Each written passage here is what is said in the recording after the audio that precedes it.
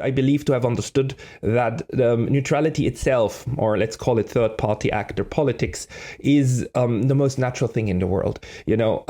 We, especially in the West, we tend to think, or people, some IR scholars tend to think of the world as being divided, between camps, right? It used to be capitalist versus communist. Now it's liberal states, liberal democracies versus autocracies. This binary thinking is a very, very Euro-Atlantic way of viewing the world.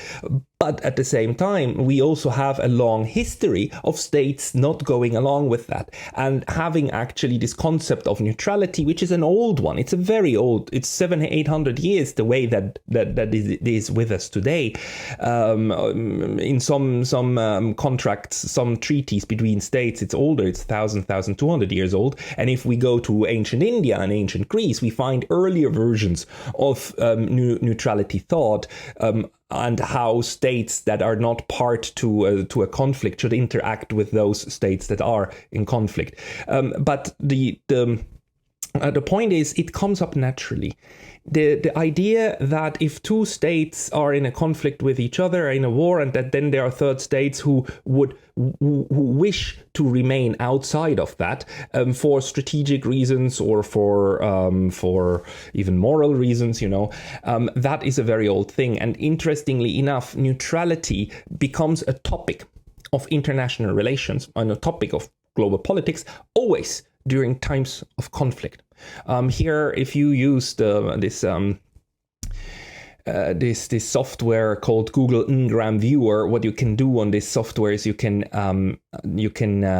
plot terms into the search field, and then this software Ngram Viewer will show you how often that term appears over time in the entirety of the books that Google scanned. Right? Google scanned like millions and millions of books, basically all they could find or they could get their hands on, and while for copyright reasons, Google cannot make the books themselves available. They can make the metadata about it available. And what this tool here allows you to do is to search for terms. So if we search for the terms neutral country and we search for the term non-alignment, the picture that we are getting is the following here. The blue line represents the term neutral country and how often it appears in relation to all other books that to the number of words that there were in all the books in that year. So then the red line here represents actually the term non-alignment. So with this tool, we can track certain concepts, right, within the historiography of, in this case here, the English language. This is, of course, only valid for English language books, but it's quite interesting because you see that the term neutral country always spikes up in the literature, in the English language literature, around shortly after the time of large warfare on the European continent or worldwide. In fact, it spikes up between 1800s and the 1820s. Those are, of course, the Napoleonic Wars. Then that goes down. It spikes up a little bit around the time of the Crimean War, and then it spikes up massively just around the First World War, and the term again spikes up massively again around during the Second World War. Those were the times when people started massively publishing about neutrality, right, and neutral states. What we also see here is that the term non-alignment is a relatively new term, right? It didn't exist until around the 1950s. It was basically unheard of, and only after the 1950s we have instances in which non-alignment are being systematically discussed in the English language literature. And at the moment, the timeline ends here in 2021, but I guarantee you that we have another spark right over here coming as soon as the necessary data is available. Conflict breeds neutrality, and it breeds neutrality naturally, and neutrality thought and neutrality thinking and neutrality publications and the entire public debate about it, that is a natural phenomenon. because people are not stupid, because we discuss in academic circles the phenomena that we see in the international world. Now, one of my contestations, or one of the things that I try to assert, is that if we think of neutrality as a foreign policy of a couple of small states like Switzerland, Austria, Ireland, and whatnot, Moldova, then we are systematically undervaluing or underestimating the overall usability, not only usability. The word that I'm looking for is the occurrence of the phenomenon itself, because it's much larger than states that declare themselves permanently neutral. This is why I rather like a 3-actor model that I try to create. I call that the logic of neutrality. And what I try to convey here is that often in international relations, we have this circumstance in which you have a belligerent 1, B1 in my little drawing here. We have a belligerent 2, B2, and these two are in a bilateral relationship, which is unfortunately defined by being in conflict, the little flash sign here, right? The important thing is that all international relations is fundamentally bilateral. And here we have a bilateral relationship of an in-conflict relationship. This can be a war. This could be a trade war, a trade dispute. This can be anything, any form of conflict. And of course, wars are the worst form of conflict. But just if we accept that you have bilateral relations that are at war, then the most natural thing to happen is that other states would not want to be sucked into those conflicts, and then often we imagine neutral actors as standing in the middle. You know, there's also this mental image of the weighing scale, right? And the neutral being in the middle, being a fence sitter, not knowing whether to go left or right. And that's an inherently bad way of thinking about neutral actors, because they are not in the middle, they're actually outside of the primary conflict. Neutral actor A here in my drawing is not sitting on top of the conflict, it is outside of the conflict. It is inherently the fact that neutral actor A, has a peaceful relationship with B2 and a peaceful relationship with B1 that it wants to maintain, that constitutes its neutrality. And interestingly enough, neutral actors are never neutral toward their counterparts. They're always neutral toward the conflict. Neutrality of neutral actor A is directed toward the conflict, whereas the relationship with the other two actors is two relationships of being at peace. So fundamentally, neutral actors' main problem is that they are at peace with states, with colleagues that are at war. So you're being friends with enemies. You're being friends with those who are enemies to each other. And out of that constellation, a lot of problems arise. And one of the things that I want to highlight here is that while neutral actors try to maintain an arm's length distance from the conflict itself, this fact that they are connected with B1 and B2 creates what I call a conflict constellation.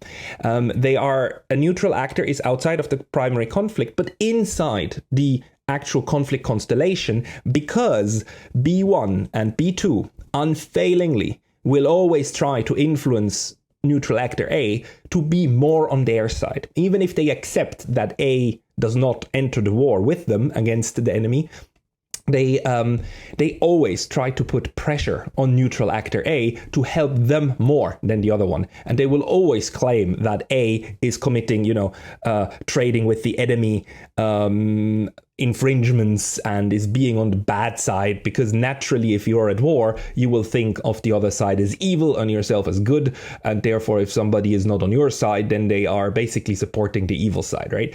So this binary thinking that conflict and wars, by the way, create naturally, this then also impacts neutral actors, and there's no instance of warfare, general warfare, big warfare, where neutral actors don't come under pressure. And the most natural thing to happen in big instances of warfare, like let's say the current war between Russia, Ukraine, NATO, is that some neutral actors will die. Some will go away, like Sweden and Finland. They just left the pool of neutral actors.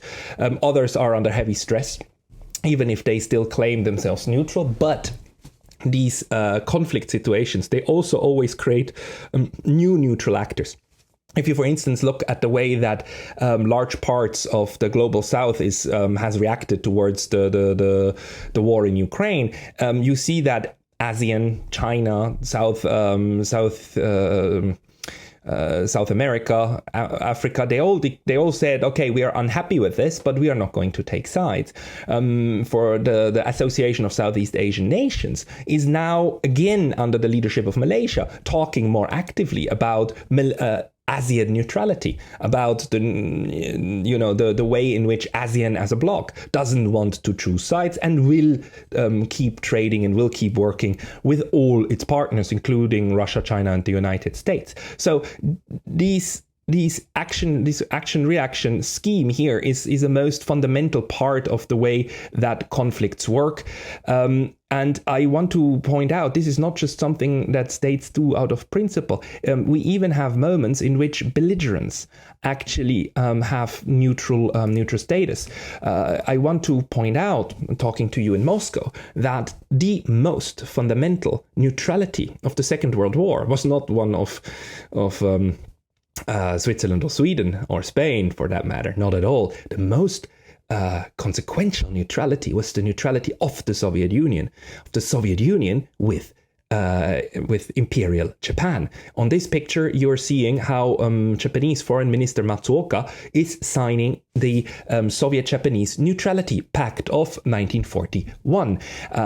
Behind him, of course, Mr. Stalin and Mr. Molotov, right, looking on. And this Neutrality Pact made sure that the Japan and the Soviet Union remained at peace with each other. An uneasy peace, not a happy peace, but they remained at peace until the 9th of August, 1945, the day of the second atomic bomb, right, when actually the Soviet Union then broke this pact, or declared it for invalid, actually, and then declared war on Japan, which basically, in my view, is the main reason why Japan decided to surrender to the Allies, because at that moment the war became, even for the military planners, it became clear that there was no iota of a chance for success anymore.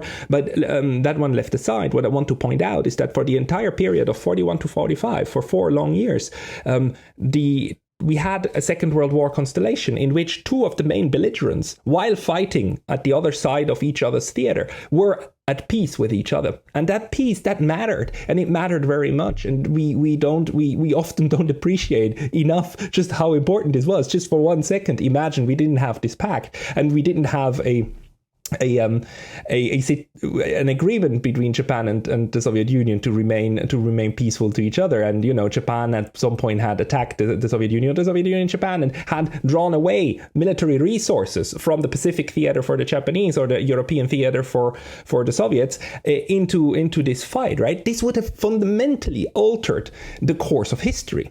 So this was a very pivotal neutrality pact. And by the way, it is called Neutrality Pact, and luckily, even in English, we know very much about it, because your wonderful countryman, the late Boris Slavinsky, wrote a fantastic book about it, the Japanese-Soviet Neutrality Pact.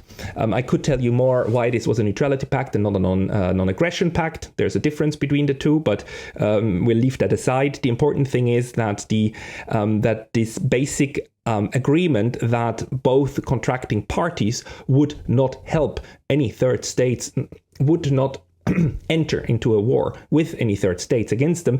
That was the spine of this idea, and that idea kept each Japan's and the Soviets' backs free toward the other side, right? And that was an important pivotal neutrality. And I can tell you from my research, the Japanese believed in this pact even more than the Soviets. Until the very end, the Japanese were under the delusion that the Soviet Union, that Stalin would help them to broker a negotiated peace with the Americans, which of course we know in Yalta was already discarded and there were agreements made, but let's leave that aside. I am mentioning this also because it goes into my entire the reason why I do this neutrality studies activities, because there are so many instances, very interesting instances of neutrality in world history that we haven't paid enough attention to and that need more research. That, you know, one person alone can do that, not at all. It needs structured research. I tell you, I've looked at it and I've never found anyone who actually researched, for instance, what the Soviet embassy did in Tokyo between 41 and 45. We know they were there. We know Ambassador Malik was in Tokyo, but we actually don't know what the embassy did. We only know the embassy was rather large, and we know the embassy, of course, spied inside Japan. But beyond that, there's no book, there's no articles, and I've worked with Russian colleagues who told me we can't find anything. So there's still undone research where we would need to go into the Russian archives and figure out what actually the diplomatic history was there. We have other instances in world history where a systematic research on what these neutrality agreements did would be very much necessary. Take, for instance, the Åland Islands. The Åland Islands between Sweden and Finland, and very close to Russia as well, have been neutralized now for over 100 years, and we have no systematic research on how that neutrality worked over the decades. It was highly successful, but we don't have a lot of systematic research on it. And same for other underreported instances of neutrality over the last 150 years. So there's a lot of work left to be done. And I'm also emphasizing this because, the return of neutrality on this form of grey power neutrality here of the Japanese-Soviet Pact, this is also making a comeback. And most interestingly, again, through Russia. I admire Russian diplomacy quite a lot because it is extremely diversified, and it is actually extremely open to this idea of neutrality. So what I'm showing you here is the English translation of the Russian North Korean strategic partnership agreement. I must say, though, this is not an official version. This is the most official thing I could find. It's a report by the North Koreans themselves, by North Korea's state broadcaster KCNA, about what it says is inside that agreement. So this is the best thing I could find. If you have a Russian official Russian version or something, please send it to me. But what I can find here in this North Korean English language version of the agreement is that there is a very interesting clause, namely that, read this, the two sides so Russia and North Korea, the two sides, with the aim of maintaining international peace and security, shall discuss and cooperate with each other's. Sorry, that's not the one that I wanted to highlight. Here, this is the one that I wanted to highlight. Each side is obliged not to conclude with any third country any agreement encroaching upon the other side's sovereignty, security, territorial inviolability, rights to freely opt for development, or military action. The important thing is each side is obliged not to conclude with any third country an agreement that would encroach upon it.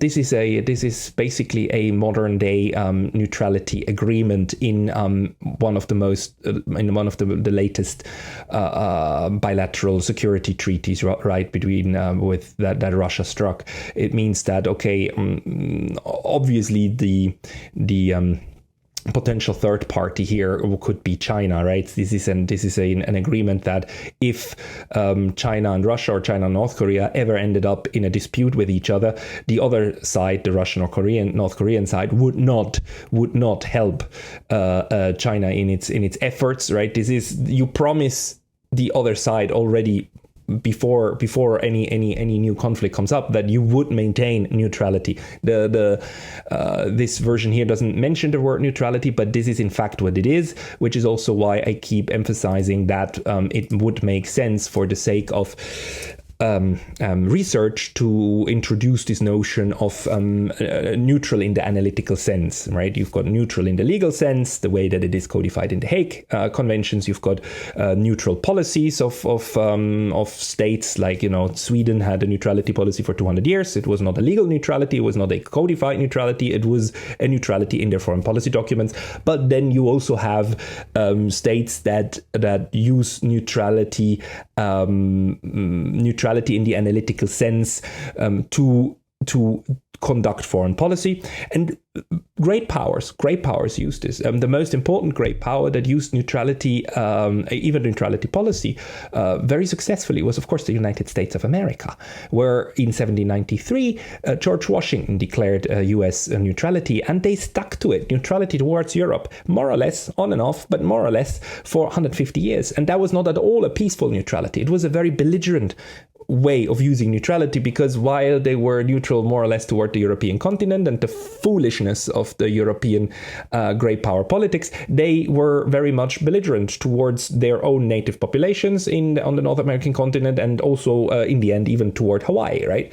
The United States gobbled up the kingdom of Hawaii, the neutral kingdom of Hawaii, by the way, and they fought the wars. The Americans always fought the wars that were convenient, that were conducive to them, but they stayed out of the wars that they had nothing to win from. And that form of neutrality got them to where they are, to be a great power. And the Russians, Russia historically too, has been very, very savvy in using neutrality politics systematically, right?